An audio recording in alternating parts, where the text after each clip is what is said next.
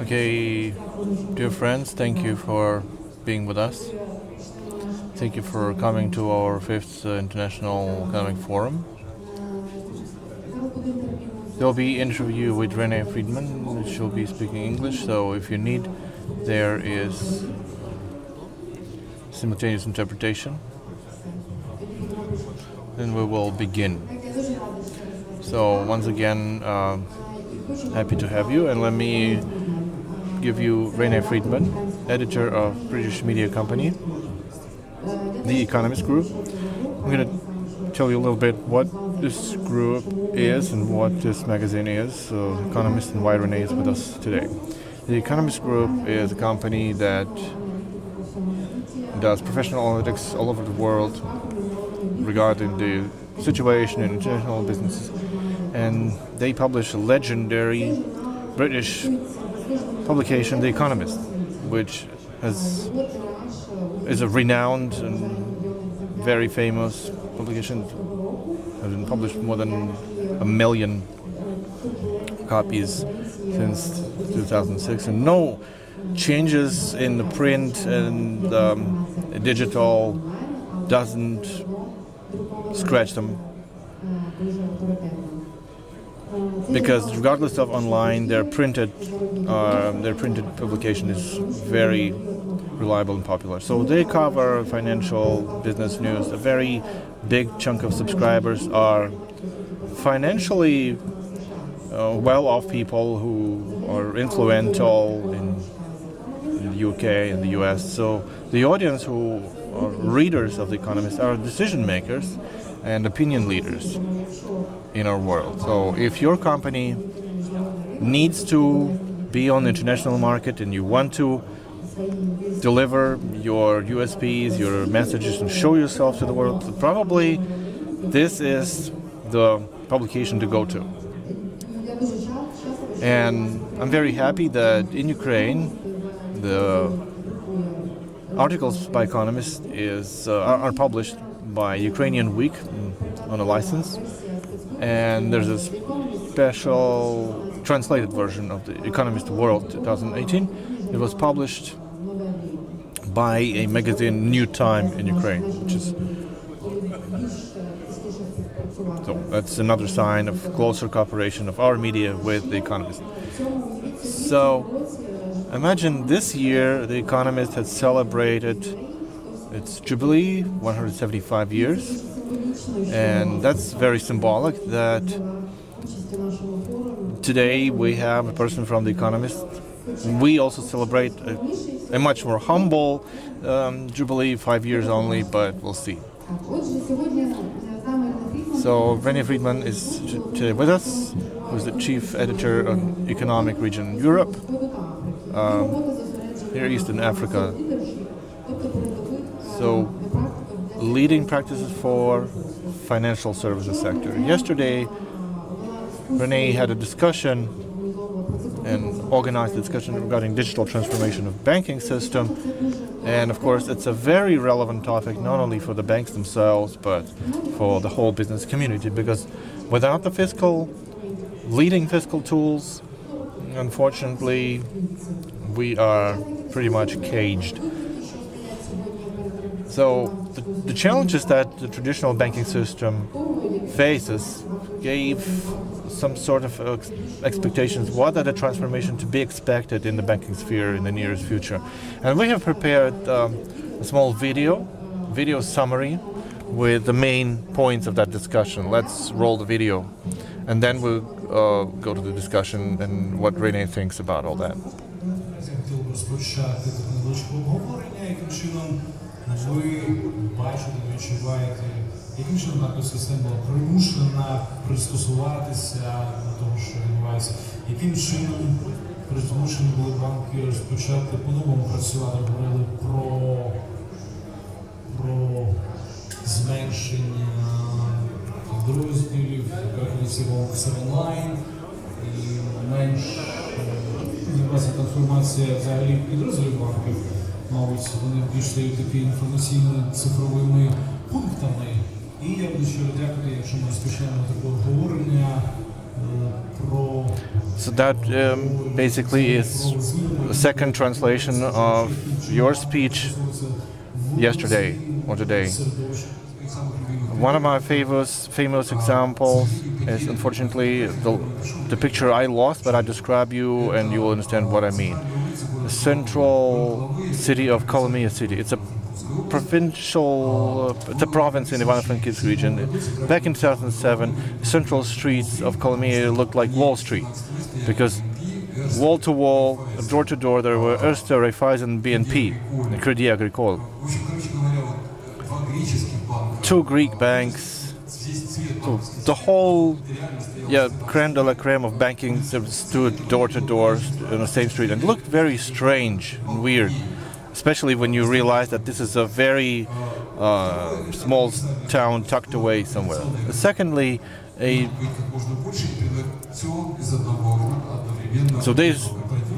were trying to offer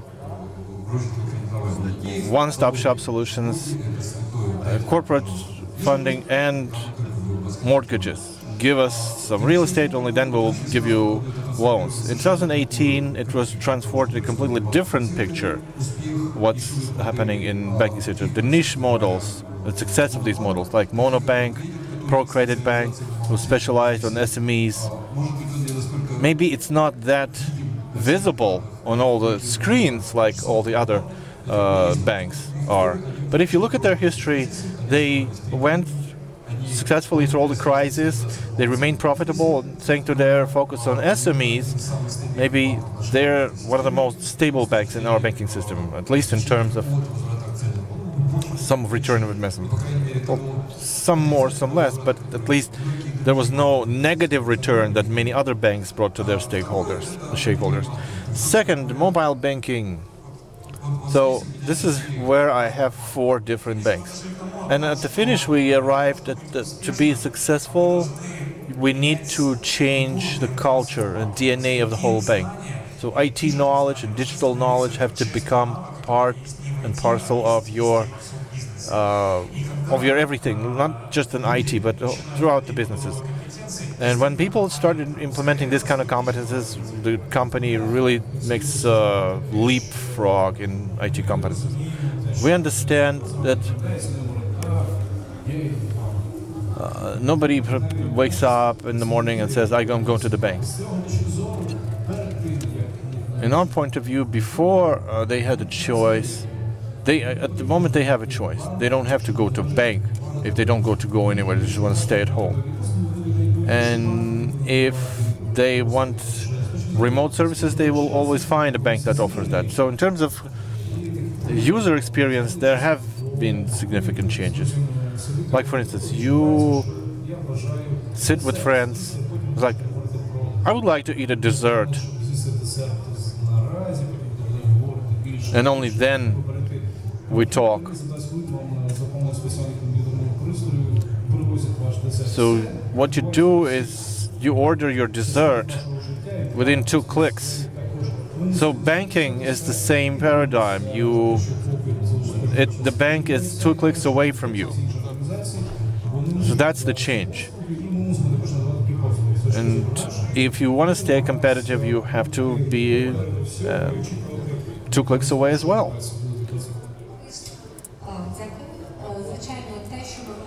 Thank you. Yes, what we discuss right now is about how banking system works. It is about the trust. And it is about that the cooperation with fintech is not well advanced in Ukraine as in other countries. When we talk about innovative strategy of the banks, what are they going to do when we talk about innovation hubs? Are they going to do that within their system? How are they going to develop a new digital ecosystem in order to work with those clients they want to work with? How they're going to do that? In fintech, cooperation with fintech? Are they going to do that independently or create some platforms that will offer to their clients? Or they will take a market approach, they will find some niche proposals. What's going to happen? What do you think? I think that in the midterm perspective, in 3 to 5 years, we will see very successful stories of fintech and bank cooperation. Right now, there is no bank anymore that hasn't even tried fintech. We can say that blockchain has at least one realistic application which was proven and tested in banking sphere. What works much more nowadays is artificial intelligence, machine learning, and data science. Those are the things that currently help us, what we're talking, to come to a client with a personalized individual offer that will match the real needs and expectations of a customer. And in a specific moment of time. That's very important. That's what nowadays is real time, but in Ukraine, it basically doesn't still work, but it is there in the world. We almost have no time for questions, but I hope that during lunch you will be able to talk. So thank you for conversation. What is clear is that digitalization is happening, the changes in banking infrastructure are happening, and we'll see how bank offices will change. Maybe they will disappear and become automated. And we talk about relationship between the banks and fintech. Are they going to be partners? Are they going to buy startups? Are they going to invest in innovations? We'll see this change in a few years, and we'll also see the relationship with the regulators will evolve. So keep the dialogue going between banking and regulators.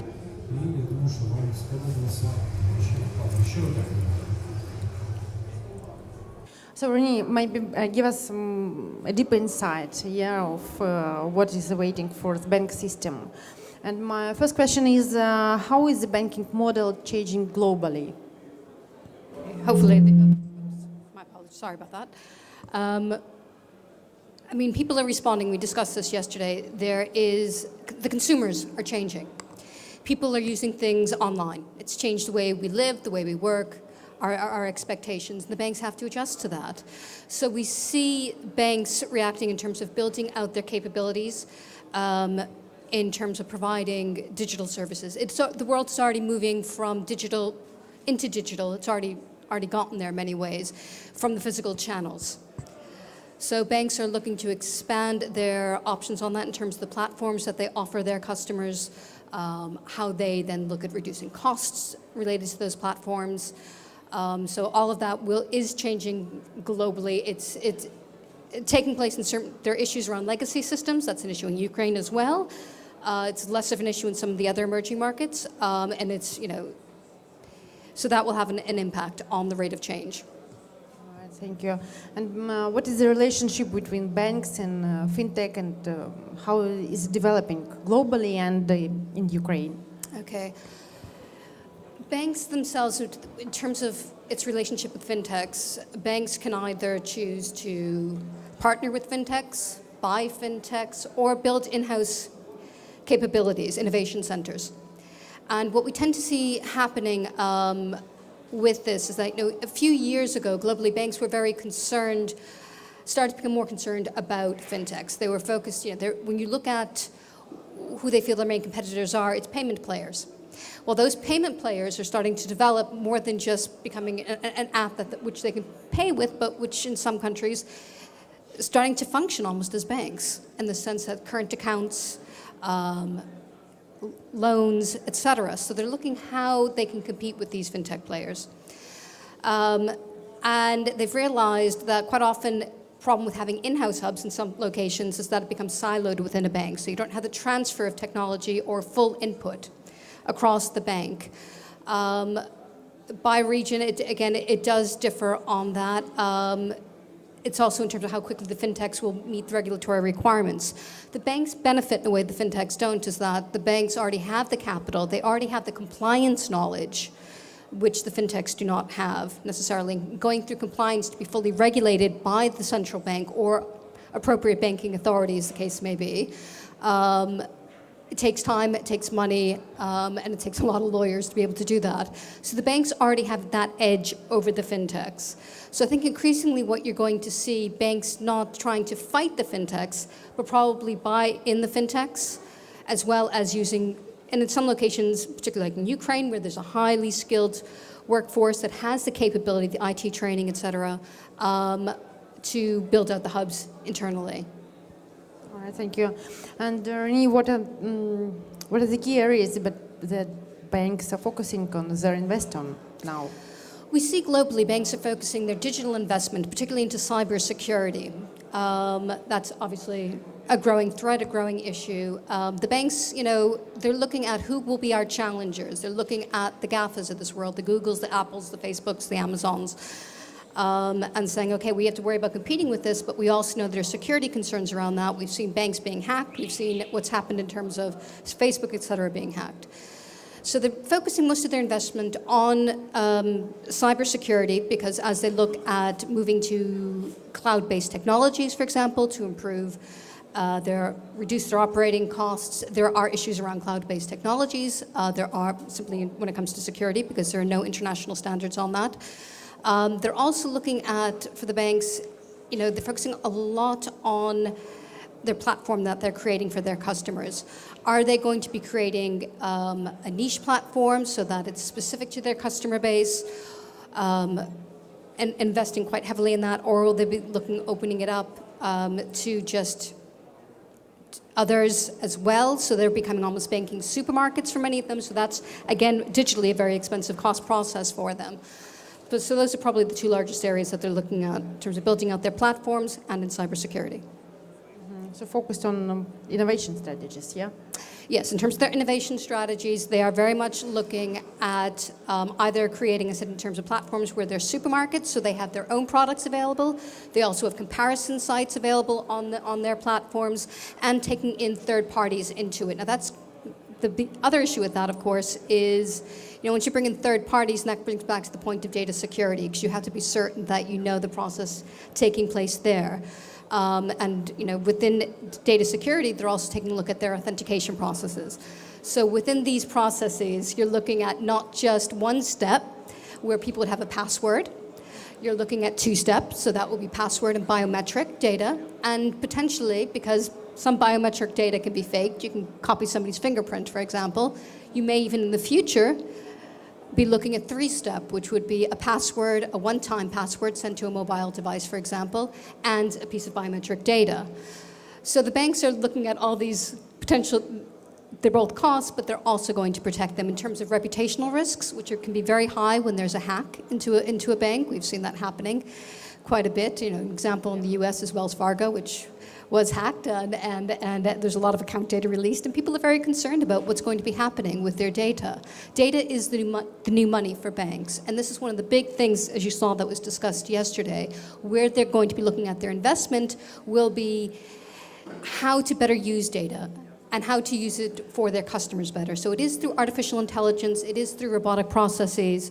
They will be focusing on that to customize the customer experience, the user experience going in. That's a lot of what they're looking at. But along with that investment also comes that issue of being certain that they can ensure the security of their clients' data. Cool. And will the branch die, or how will banks transform their use of branches? Yeah, okay. That was another big point from yesterday's discussion and what we see globally. The banking branch, everybody used to go into it to be paid. Everybody used to go into it for any types of things they had for their daily lives that they had to do to arrange a mortgage, to put money into a current account or savings account, anything of that nature. And that's all changed. Everybody's gone online. However, there's still, there's a generational issue. A lot of people still want to go into their bank, and the branch isn't going to die. Even though people are using cash a lot less, people, I think in 5 years' time, globally, probably about 65% of people think that cash won't be used. And we already see societies, such as Sweden, for example, where cash is barely used. Everything's on card. So people will be going to the bank's branches less for that particular service, but the banking branch itself will continue to exist because people want that human touch. They want to be able, particularly when it comes to major life decisions, to have someone to speak to. Using a chat bot, an online robotic process doesn't necessarily work for them. It's not, but the branch itself will change in terms of what it delivers. So it will be a contact point potentially for banks to provide a little bit of advice to their customers coming in. It's some of the same services, but to a much more limited extent, but much more as a selling point than they've been used traditionally. So that's pretty much how we see the branch changing, and I think that will be happening within Ukraine as well. It's not immune from this generational change either, in terms of how people expect to be able to access information. You won't have to go in and bring all the documents. Onboarding itself as part of the digitalization process will be a lot easier, and that's one of the points that the banks are also looking at in terms of their investments, so that once you're on board, you're able to access the services a lot easier, and the security of those services as well. You'll be using your branch differently just to either get very particular information, or in terms of additional services being sold to you potentially, or in terms of, if you really do need that more human advice on a big life decision, such as a mortgage. Thank you, Renee. And maybe close to Ukraine, several top managers of Ukrainian banks took part yesterday in your discussion. And based on what they were talking about, what do you think, do Ukrainian banks remain legacy banks, or are they focusing on becoming digital? I think they're very much focused on becoming digital. You do have an issue with legacy systems. These are expensive and difficult to get rid of. And this is a problem in banks globally. Some markets don't have legacy systems. So, for example, China, and everybody's probably heard of WeChat and Alipay, and they have over 80% of the market because they didn't have that existing infrastructure. There are very few small state banks. It wasn't as extensive a market in terms of state banks as it is here. And even within Ukraine, obviously, there's been the consolidation in the banking sector, particularly following last year's law. So you're going to be seeing further consolidation within the banking sector here and further digitalization within the banking sector here. So I think the banks here are very, very aware of that. They're also aware they're being pushed by, as I said, that consumer demands are changing and expectations are changing. And as Ukraine looks to integrate further with Europe, the regulations will change. So they'll have to be adapting to that as well. For example, within Europe, you have PSD2, which is about open banking. That's allowing third parties, in terms of APIs, access to banks. So that will be an issue for Ukraine in terms of how it deals with other banks. It has to open up its APIs to those banks and brings the whole issue around security, et cetera. So I think with Ukraine, it is definitely moving forward in terms of digitalization. It's an expectation moving forward. Otherwise, it won't remain competitive. You'll be saying, what will be happening with the Ukrainian banks? Well, will the people instead go to foreign banks? No, Ukrainian banks want to remain competitive, so they will continue on their digitalization journey. They will continue their investment into such things as artificial intelligence, robotic processes, blockchain a little less, as we discussed. So absolutely, they'll be moving forward on that.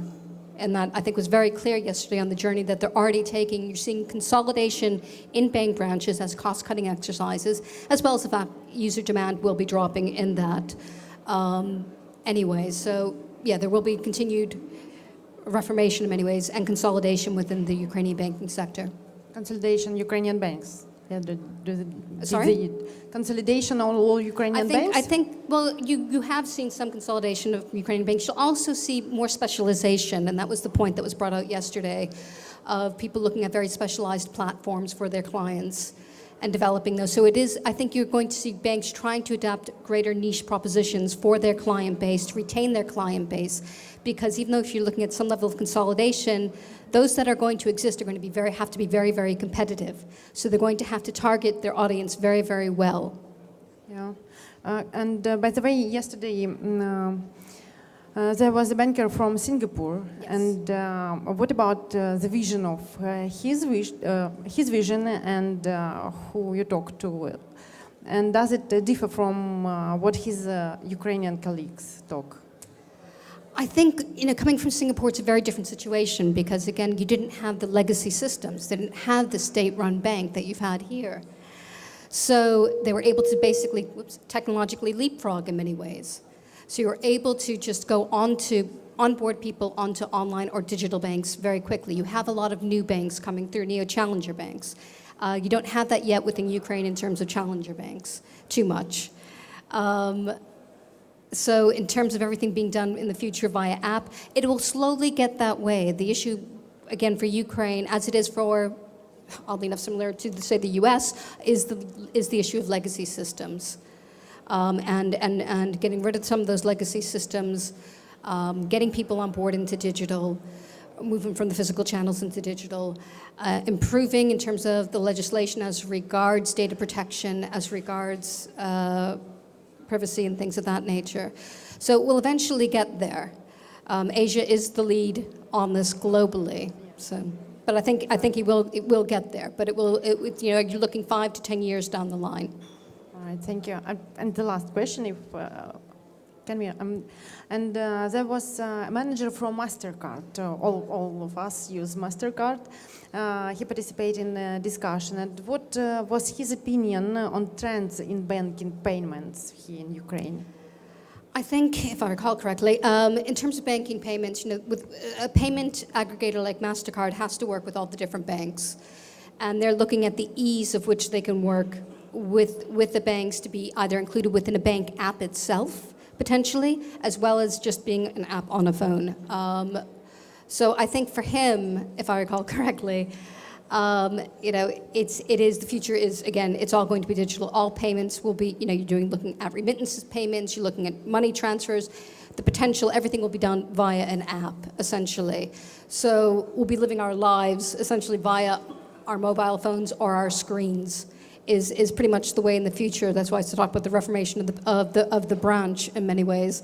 So I think that's pretty much what he's looking at as well from the payment aggregator perspective or payment player perspective.